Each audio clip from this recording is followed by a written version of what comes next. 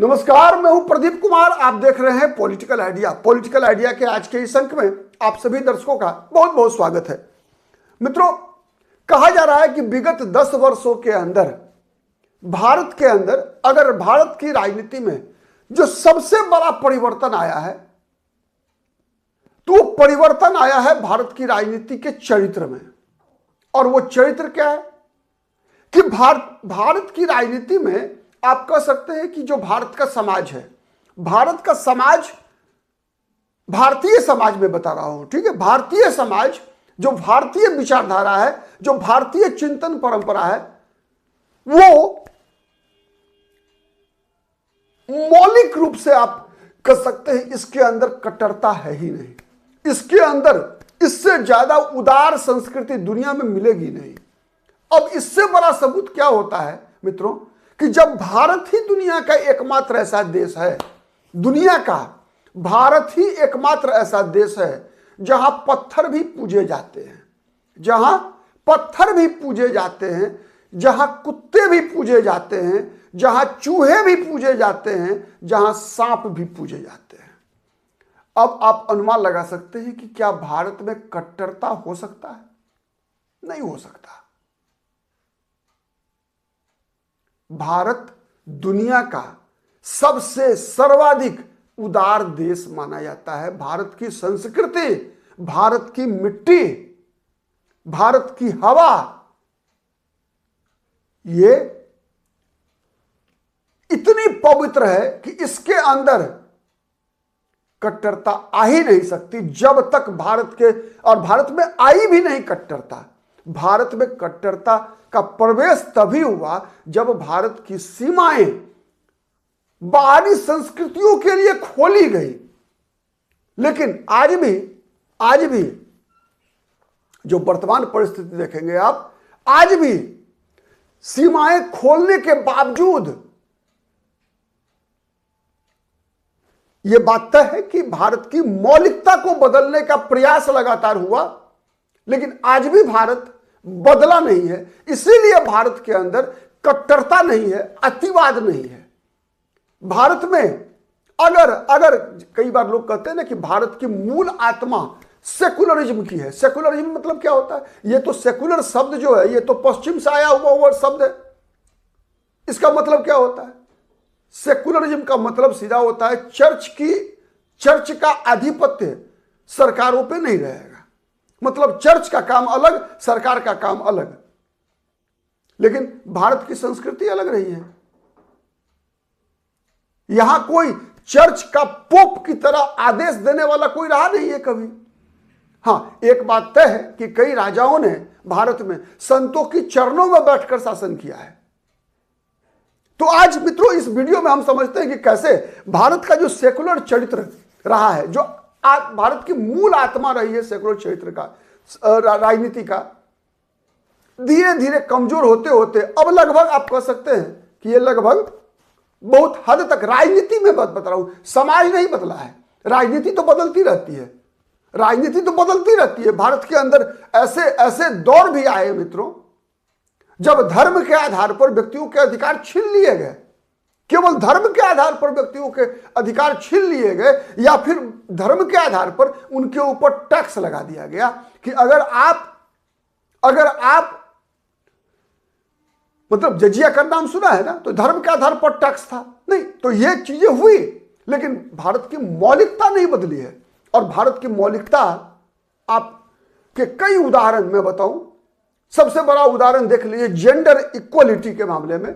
Gender equality के मामले में मित्रों दुनिया का दूसरा कोई ऐसा देश नहीं मिलेगा भारत के अलावे, दूसरा कहीं ऐसा देश नहीं मिलेगा जहां पर महिलाओं को बराबरी का अधिकार मिला हो। दुनिया की कोई दूसरी संस्कृति नहीं मिलेगी जहां महिलाओं को, हिंदुस्तान में ही केवल कहा गया है यत नार्यस्ते पूज्यन्ते रमन्ते तत्र देवता। और दूसरा, भारत में धर्म अलग है, भारत में पूजा पद्धति अलग है। मतलब पंथ अलग है, धर्म अलग है। धर्म का मतलब सीधा है कि आप या तो धार्मिक है या पापी हैं, आप या तो धार्मिक है या विधर्मी हैं। अगर जेठ की के दोपहरिया में अगर किसी गरीब प्यासे व्यक्ति को अगर आपने पानी पिलाया तो आप पुण्यात्मा हैं, आप धार्मिक हैं। अगर आपने किसी के आगे से एक रोटी भी अगर निवाला का छीन लिया अगर, तो आप पापी हैं, कुकर्मी हैं। यही है भारत में धर्म की परिभाषा। और राजनीति में धर्म का इस्तेमाल केवल और केवल वोट बैंक की राजनीति के लिए किया जाता है, केवल वोट बैंक की राजनीति। और इसी वोट बैंक की राजनीति में जो सेकुलर कंसेप्ट था राजनीति का, उसका लगभग द इंड हो चुका है भारत में। क्यों हो चुका है इंड? इसलिए कि सेकुलर राजनीति के नाम पर भारत में भी आप कह सकते हैं कि एक, जिसे हम कहते हैं ना कि एक केवल और केवल वोट बैंक, मतलब सेकुलर चरित्र तो समाज का है और समाज के चरित्र को सेकुलर राजनीति के द्वारा जब वोट बैंक से ढकने का प्रयास किया गया, वोट बैंक ही उसका मकसद हो गया, तो धीरे धीरे वो अपना अस्तित्व खोता गया। उदाहरण मैं बता रहा हूं थोड़ा सा कि कैसे आज सॉफ्ट हिंदुत्ववादी और सॉफ्ट मुस्लिमवाद कैसे राजनीति में मजबूत होता हुआ दिख रहा है। आज आप देखिए देश की राजनीति में कई राज्यों के चुनाव के परिणाम इस बात के उदाहरण हैं कि एआईएमआईएम को सीट हैदराबाद के बाहर भी मिलना शुरू हो गया। क्यों? किस कारण से हुआ है और इससे नुकसान किसका है? कौन घबराए हुए लोग हैं? घबराए हुए लोग हैं वो जो मुस्लिम वोट बैंक बनाते थे, वोट का बैंक बनाते थे। मतलब कोई माई बना रहा है, एम जोड़ वाई, बिहार उत्तर प्रदेश में एम जोड़ वाई का फॉर्मूला। कोई खाम बना रहा है, मतलब के से क्षत्रिय, एच से हरिजन, ए से आदिवासी, एम से मुसलमान। कोई पीडीए बना रहा है, पिछड़ा, दलित, अल्पसंख्यक। मतलब तो ये जो समीकरण बन रहा है, ये कौन सा समीकरण है? ये सेकुलर समीकरण है? नहीं है। जब भी आप जाति और धर्म के आधार पर चुनाव जीतने का प्रयास करते हैं तो वो सेकुलरिज्म नहीं है। आप केवल और केवल अपने नीति, अपने कार्यक्रम, अपना नेतृत्व, अपनी नियत के आधार पर जनता के वोट बीच जाते हैं। और धर्म और अधर्म के बीच अंतर करना, मतलब एक राजधर्म होता है। राजधर्म का मतलब क्या है? राजा की नजर में उसके हर प्रजा बराबर है। क्या ऐसा है? नहीं है। हर पार्टी प्रायः अपना वोट बैंक का निर्माण करके राजनीति करती है। और जब ही वोट बैंक का निर्माण हुआ तो फिर सेकुलरिज्म कहा है यार? तब तो केवल सेकुलरिज्म के नाम पर बेवकूफ बनाया है आपने। और चूंकि सेकुलरिज्म के नाम पर भारत में हर सामाजिक समूह को बेवकूफ बनाया गया, इसीलिए अब क्या लोग कह रहे हैं? अब लोग ताल ठोक कर बीजेपी कह रही है कि मैं मुसलमान को टिकट नहीं दूंगा, मैं मुसलमान को टिकट नहीं दूंगा। लेकिन यह नहीं कहती कि मैं मुसलमान का विरोधी हूं। मतलब कह नहीं सकती। इसलिए नहीं कह सकती क्योंकि अगर भारतीय जनता पार्टी ने यह कहा कि मैं मुसलमानों का विरोधी हूं, तो बहुत सारे हिंदू मतदाता जो बीजेपी को वोट डालते हैं, शायद वो बीजेपी को वोट नहीं डाले कि बीजेपी कट्टरवादी है, बीजेपी लड़ाई लगाना चाहती है। मतलब ऐसे। तो ये मूल चरित्र है भारत का, भारत के नागरिकों का। ये भारत की मौलिकता है। जब हिंदू समाज से ही भारतीय जनता पार्टी के लिए इस बात का विरोध होने की संभावना बीजेपी को दिखती है कि नहीं, भारतीय हिंदू राजनीति का चरित्र कट्टरता का नहीं है। वैसे ही चलिए मुसलमान राजनीति में, मुस्लिम राजनीति में एआईएमआईएम जैसी पार्टी को आज भी मैं बताऊं, भारत विभाजन के समय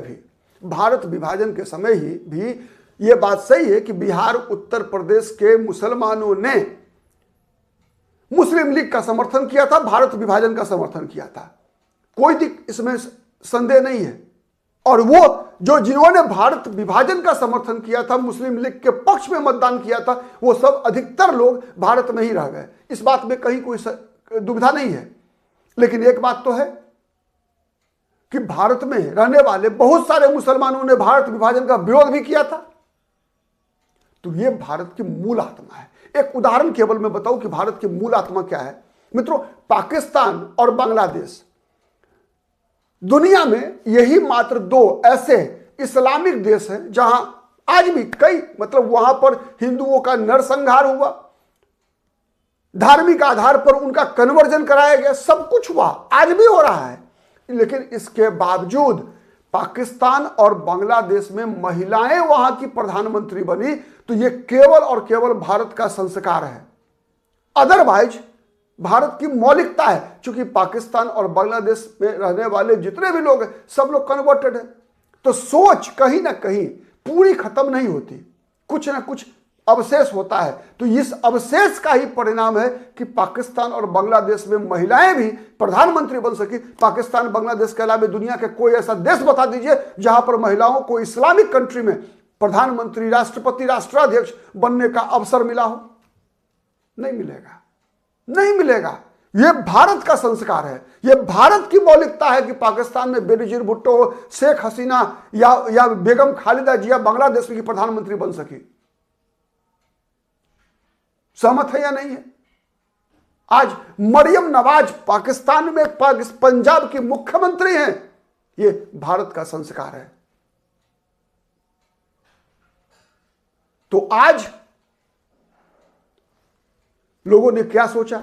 आज बीजेपी और एआईएमआईएम भी बढ़त पर है मित्रों आप। और यह सबसे बड़ी चुनौती है अखिलेश यादव के लिए, तेजस्वी यादव के लिए, कांग्रेस पार्टी के लिए, जो हर वोट बैंक बनाने के लिए मुसलमानों का जिसने इस्तेमाल किया।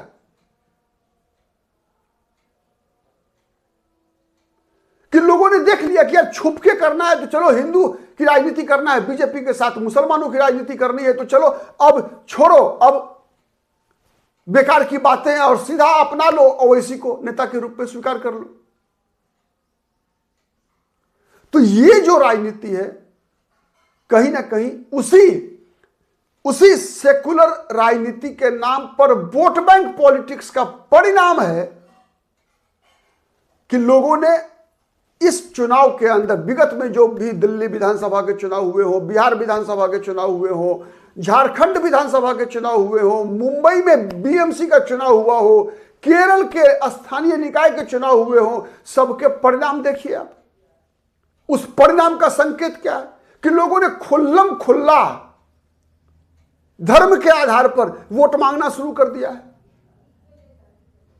हाँ, ये आधार सॉफ्ट है, इसलिए सॉफ्ट है कि भारत का मूल चरित्र मैंने बताया कि उदारता का है, कट्टरता का है नहीं। तो इसीलिए समर्थक पार्टियां भी, चाहे बीजेपी हो, एआईएमआईएम हो, एआईयूडीएफ हो, यहां तक कि इंडियन यूनियन मुस्लिम लीग भी अपने आप को यह कहती है कि मैं वो मुस्लिम लीग नहीं हूं जिसने भारत का विभाजन कराया था।